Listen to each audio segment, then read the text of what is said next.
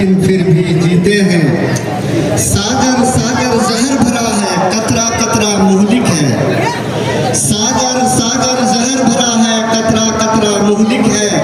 ये सब कुछ मालूम है लेकिन प्यास लगी है, पीते हैं।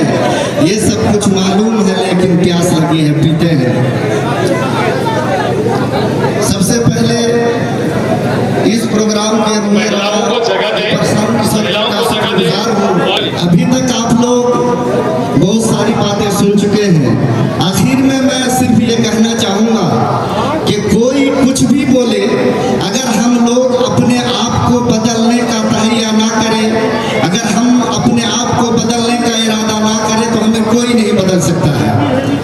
इसलिए कि हम इस तरह की बात सुनते रहते हैं, लेकिन आज के इस प्रोग्राम में हम लोगों को दिल के अंदर ये इरादा करके जाना है कि इस बार बिहार सरकार को बदल कर रखना है।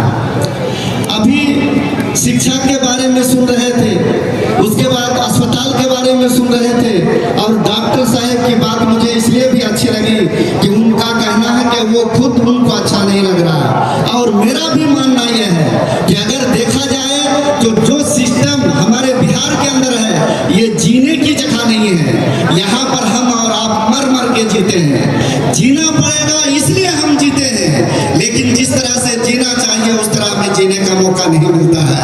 और ये काम उसी वक्त हो सकता है जब हम अपने बाल बच्चों की तरफ देख के, अपने बीमार भाई को देख के, एक बीमार माँ को देख के जब हम वोट करेंगे तब। अभी मैं शिक्षा के बारे में बताना चाहूँगा कि किसी गांव में ऐसा स्कूल नहीं है जहां पर अच्छी शिक्षा दी जाती हो।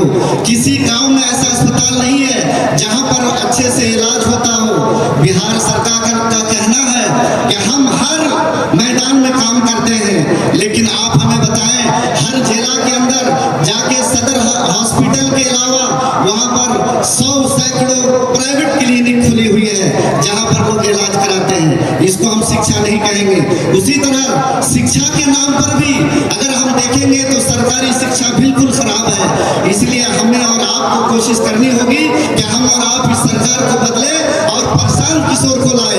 वोट हमें करना ही है, हम किसी न किसी को वोट करेंगे, लेकिन एक बार आप मौका दें और प्रशांत किशोर को लाने की कोशिश करें। फिर 5 साल के बाद आप देखेंगे कि इस बिहार की हालात जरूर बदल कर रहेगी। आज हमें अफसोस होता है जब कटिहार जाते हैं, जोगबनी स्टेशन में जाते हैं, तो हमारे बच्चे, हमारे भाई ट्रेन भर भर के बैठ बैठ के बाहर जाते हैं काम करने के लिए। क्या हमारे दिल में ये तमन्ना नहीं है? क्या हम ये नहीं सोचते हैं कि हमारे बच्चों को हमारे घर के आसपास नौकरी मिले, हमारे बच्चों को हमारे घर के आसपास काम करने का मौका मिले और वो हमारे घर पे रह के काम करे? इसलिए हम लोग अपने बच्चों की तरफ देखते हुए इस बार बिहार के इस सिस्टम को बदलने की भरपूर कोशिश करेंगे, और जब वोट देने का वक्त आएगा तो जन स्वराज पार्टी को जिताने का काम करेंगे। जोरदार तालियां।